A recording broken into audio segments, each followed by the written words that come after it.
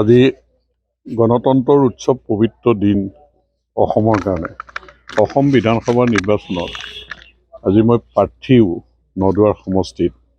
গতিকে মোৰ ভোট কেন্দ্ৰটোত মই প্ৰথম ভোট প্ৰদান কৰিলোঁ আৰু মই এই ভোট প্ৰদান কৰি অতিকৈ সুখী যে খুব ভাল পৰিৱেশত, শান্তিপূৰ্ণ পৰিৱেশত, এটা সুন্দৰ পৰিৱেশত আজি মই মোৰ মা, মোৰ পত্নী, ল'ৰাক লৈ ভোট কেন্দ্ৰত আজি ভোট প্ৰদান কৰিবলৈ আহিছোঁ আৰু মই সকলো অসমবাসী ৰাইজলৈ শুভেচ্ছা জ্ঞাপন কৰিছোঁ এই পবিত্ৰ দিনটোৰ বাবে। আৰু নদুৱাৰ সমষ্টিৰ সকলো ভোটাৰ ৰাইজলৈ মই শুভেচ্ছা জনাইছোঁ যে তেওঁলোকে শান্তিপূৰ্ণ পৰিৱেশত আজি নিজৰ যিটো গণতান্ত্ৰিক অধিকাৰ সেইটো সাব্যস্ত কৰিব। কাৰণ ইলেকশ্যন কমিশ্যন, প্ৰশাসন সকলোৱে এটা শান্তিপূৰ্ণ পৰিৱেশত নিৰ্বাচন অনুষ্ঠিত কৰিবৰ কাৰণে সকলো ব্যৱস্থাই গ্ৰহণ কৰিছে।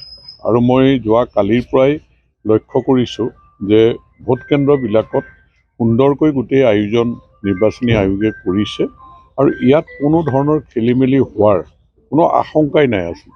খালি আমি সহযোগিতা কৰিব লাগে আৰু দুষ্ট চক্ৰই যাতে কোনো ধৰণে পৰিকল্পিত ষড়যন্ত্ৰৰে খেলি মেলি লগাব নোৱাৰে, তাৰ কাৰণে আমি সকলো সজাগ থাকিব লাগিব। সংবাদ মাধ্যমো সজাগ থাকিব লাগিব যে মই এগৰাকী প্ৰাৰ্থী হিচাপে, ভোটাৰ হিচাপেও বিচাৰিছোঁ নদুৱাৰ সমষ্টিত, যে নদুৱাৰ সমষ্টিত এটা বদনাম দিবলৈ বিচাৰে যে এইবাৰ অন্ততঃ নদুৱাৰ সমষ্টিত বদনাম কৰিব নোৱাৰিব, এই মোৰ বিশ্বাস।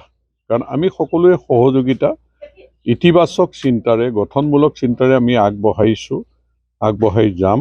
আৰু আজিৰ দিনটো সুন্দৰকৈ, বতৰেও যথেষ্ট ভাল হৈ আছে, গতিকে সুন্দৰকৈ পাৰ হওক আৰু সকলো মানুহে যাতে ভোটাধিকাৰ সাব্যস্ত কৰিব পাৰে। এইবাৰ পুলিং পাৰ্চেণ্টেজ যাতে আমি আশা কৰা ধৰণে হয় এইটো মই কামনা কৰিলোঁ, সহযোগিতা বিচাৰিছোঁ। গতিকে মই পুনৰ সকলো অসমবাসী ৰাইজলৈ শুভেচ্ছা জ্ঞাপন কৰিলোঁ, নদুৱাৰবাসী ৰাইজলৈ, ভোটাৰ ৰাইজলৈ শুভেচ্ছা জ্ঞাপন কৰিলোঁ।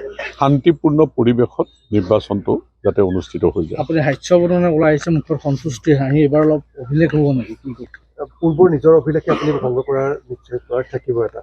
মানে মই আগতেও কৈছোঁ যে মই 96ৰ পৰা নিৰ্বাচন খেলিছোঁ, এইটো 7ম বাৰৰ নিৰ্বাচন হ'ব।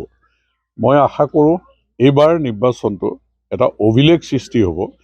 কাৰণ জাতি, ধৰ্ম, বৰ্ণ নিৰ্বিশেষে সকলো জাতি জনগোষ্ঠীৰ মানুহে যেনেকৈ সঁহাৰি আগবঢ়াইছে, আপোনালোকে মনোনয়ন পত্ৰ দিয়াৰ পৰা নিৰ্বাচনী কাৰ্যালয় মুকলি কৰা আৰু মই যিবিলাক সভা সমিতি কৰিছোঁ তাত এনেধৰণৰ এটা পৰিৱেশ, সন্তুষ্টিৰ পৰিৱেশ, য'ত ভয় ভাবুকিৰ কোনো স্থান নাই।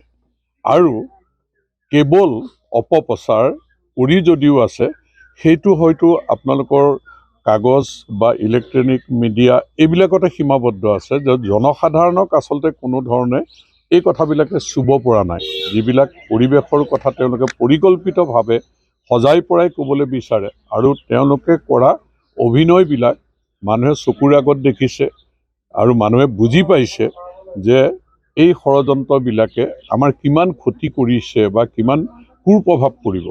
গতিকে সকলোৱে বিচাৰিছে শান্তিপূৰ্ণ পৰিৱেশৰ নিৰ্বাচন আৰু শান্তিপূৰ্ণ পৰিৱেশত নিৰ্বাচন অনুষ্ঠিত হ'ব, মোৰ 100% বিশ্বাস আছে।